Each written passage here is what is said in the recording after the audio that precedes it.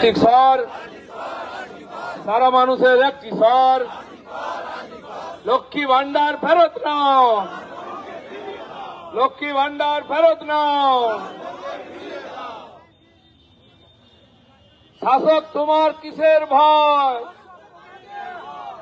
দর্শক তোমার কে হয়? শাসক তোমার কিসের ভয়? মুখ্যমন্ত্রীর কিসের ভয়? মুখ্যমন্ত্রীর কে হয়? ভারত মাতা কি। মাননীয় জেলা সভাপতি,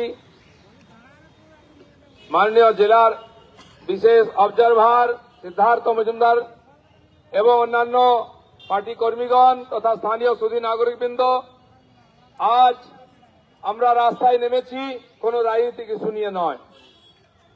আমরা নেমেছি সমাজের সামনে যে অন্ধকার ঘনিয়ে আসছে তা দূর করার জন্য। সেই আরজি করে যে ডাক্তার মেয়েটির উপরে অত্যাচার হয়েছে এবং হত্যা হয়েছে, এই জঘন্য অত্যাচার আর হিংসায় যারা যুক্ত আছেন তার প্রত্যেকটি লোকের সাজা চাই। আর দুর্ভাগ্যবশত এই অপরাধীদের আড়াল করার চেষ্টা করছেন মুখ্যমন্ত্রী মমতা ব্যানার্জি, তার সরকার এবং তার পার্টি। তাই রাজনৈতিক পার্টি হিসেবে ভারতীয় জনতা পার্টিকে আজকে ঝান্ডা নিয়ে রাস্তায় নামতে হয়েছে। সমাজের লোকেরা, সর্বস্তরের মানুষ, ছাত্র, ক্রীড়াপ্রেমী, ডাক্তার, ব্যবসায়ী, উকিল এবং আরো বিভিন্ন লোক, তারা এই ঘটনার প্রতিবাদ করে তার জন্য ন্যায় বিচার চেয়ে রাস্তায় নেমেছেন। এই আন্দোলন জন আন্দোলনের রূপ নিয়েছে। সাধারণ মানুষ এই আন্দোলনকে পরিচালনা করছেন। আমরাও রাজনৈতিক পার্টি হিসাবে এবং পশ্চিমবাংলার প্রধান বিরোধী পার্টি হিসাবে আমরা সাধারণ মানুষের সঙ্গে আছি। এইটা বলার জন্য, এই মেসেজ দেওয়ার জন্য আমরা রাস্তায় নেমেছি।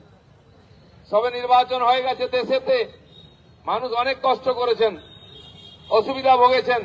আমরা মানুষের অসুবিধা বাড়াতে চাই না, কিন্তু পশ্চিমবাংলা ধীরে ধীরে যেভাবে সমাজ বিরোধী হাতে চলে যাচ্ছে, যেভাবে আইন শৃঙ্খলা লুপ্ত হচ্ছে এবং মুখ্যমন্ত্রী নিজে স্বাস্থ্যমন্ত্রী, নিজে পুলিশ মন্ত্রী এবং মুখ্যমন্ত্রী হওয়া সত্ত্বেও যেভাবে নিজের অযোগ্যতার প্রমাণ দিচ্ছেন দিনকে দিন, এবং সমাজ জীবনে যেভাবে সংকট নেমে আসছে এবং এই সংকটের কারণ যে অপরাধীরা, মুখ্যমন্ত্রী নিজে তাদেরকে আঁচলের তলায় লুকিয়ে রেখেছেন। তাই আমরা বাধ্য হয়েছি আজকে রাস্তায় নামতে, আপনাদের সঙ্গে থেকে, যে এই সমাজের সঙ্গে আমরা আছি, যারা এই অপরাধের বিরোধিতা করছেন তাদের সঙ্গে আমরা আছি। বন্ধুগণ, মজার কথা, মমতা ব্যানার্জি চাইছেন বিচার। কার বিরুদ্ধে বিচার চাইছেন? মমতা ব্যানার্জি রাস্তায় নেমেছেন, কার বিরুদ্ধে নেমেছেন? তার সরকার, তার পুলিশ, তার প্রশাসন যারা অপদার্থতার পরিচয় দিয়েছে তার বিরুদ্ধে। প্রথম আপনি রিজাইন করুন, মুখ্যমন্ত্রী পদ থেকে পদত্যাগ করুন, তারপরে রাস্তায় নামুন একজন সাধারণ মানুষ হিসাবে। তখন সত্যি সত্যি ভাববো যে আপনি জাস্টিস চাইছেন, আপনি অপরাধীদের সাজা চাইছেন। উনি ফাস্ট ট্র্যাক কোর্ট চাইছেন, মানে আদালতে একটি বিশেষ কোর্ট হোক যে এটাতে দ্রুত বিচার করবে। 10 বছর আগেও এই ডিমান্ড উনি করেছেন, কারণ ওনার সরকার দোষীদের সাজা দিতে পারে না, তাদের সংরক্ষণ দেয়। তাই আদালতের উপরে, কেন্দ্রীয় সরকারের উপরে দোষ চাপিয়ে দেন। আজকেও জাস্টিস সে রাস্তায় নেমে নাটক করছেন। তার সরকার অপরাধীদের সঙ্গে আছে, বাঁচাচ্ছে, তিনি মুখ্যমন্ত্রী হিসাবে রাস্তায় হাঁটছেন। কিরকম এই যে বেহেল্লাপনা, এই যে বেশরম, নির্লজ্জের মতো পরিচয়, এটা অন্য কোথাও দেখি না, বাংলায় দেখি আমরা।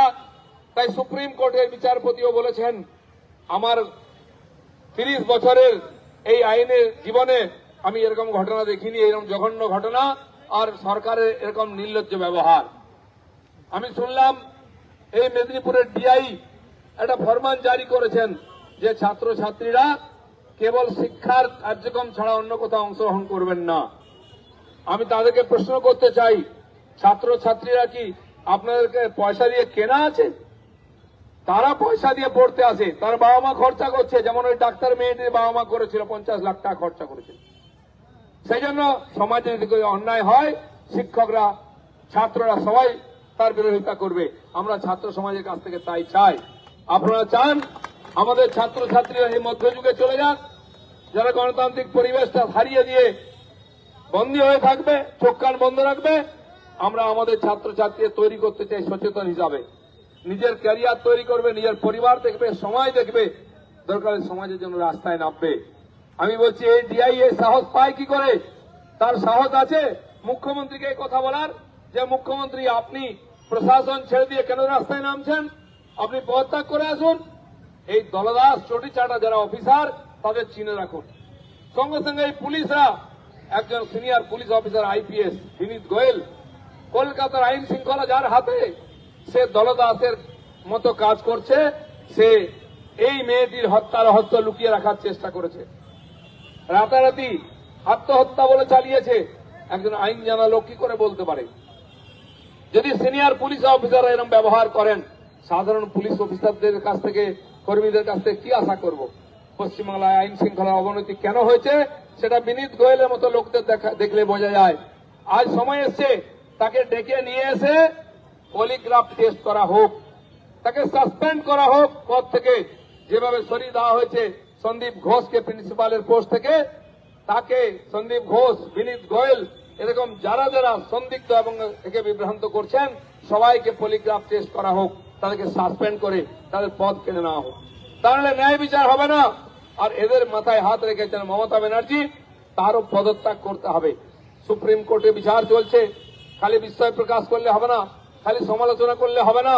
এই অপরাধী সরকার, এই দুর্নীতিগ্রস্ত, এই ধর্ষণকারীদের সংরক্ষণ দেওয়া সরকারকে আগে সরাতে হবে, নাহলে কোনো তদন্ত সফল হবে না, কোনোদিন দোষীরা সাজা পাবে না।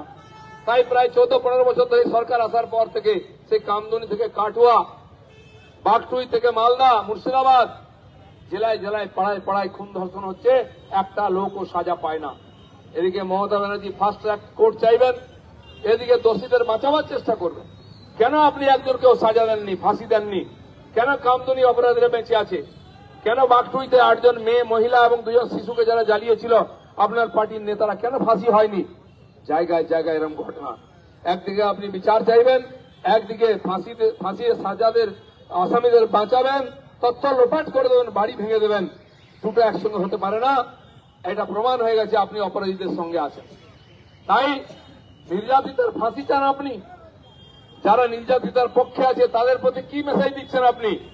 আপনি জানেন অপরাধীদের ফাঁসি দিতে পারবেন না, তাই নির্যাতিতার ফাঁসি চাইছেন। তাই বন্ধুগণ, সারা বাংলায় গ্রামে গঞ্জে যে আওয়াজ উঠেছে, ভারতীয় জনতা পার্টি তার সঙ্গে আছে। আজকে পশ্চিমবঙ্গ জুড়ে থানায় থানায় বিক্ষোভ হচ্ছে। আমরা আগের থেকে এখানকার মিছিলে আয়োজন করেছিলাম। তাই সারা শহর ঘুরে আজকে ডিএম অফিসের সামনে, পাশেই এসপি অফিস আছে, থানা আছে, তার সামনে অবস্থান করে আমরা লোকের কাছে এই বক্তব্য রাখছি। আসুন, আমরা স্লোগান দিয়েছি, পুলিশ তুমি চিন্তা করো, তোমার মেয়েও হচ্ছে বড়। ব্যবসায়ী তুমি চিন্তা করো, তোমার মেয়েও হচ্ছে বড়। কাল তোমার মেয়ের সঙ্গে এরকম ঘটনা ঘটতে পারে।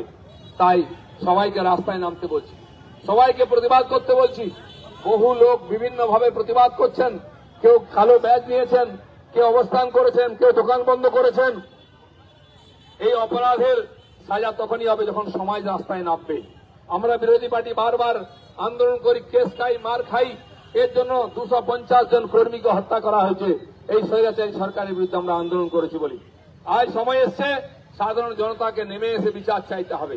বলতে হবে, রাজা তোমার কাপড় কোথায়?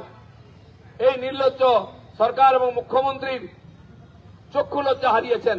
নাহলে কি করে এই ধরনের অন্যায় করার পরেও অপরাধীদের বাঁচাবার চেষ্টা করেন? তাই আজকের যে অবস্থান, এই যে মিছিল, এটা সমাজে চেতনা আনার জন্য, আর সমাজ যে লড়াই করছে তার সঙ্গে আমরা আছি এটা প্রমাণ করার জন্য। যারা যারা অংশগ্রহণ করেছেন, সহযোগিতা করেছেন, সবাইকে ধন্যবাদ।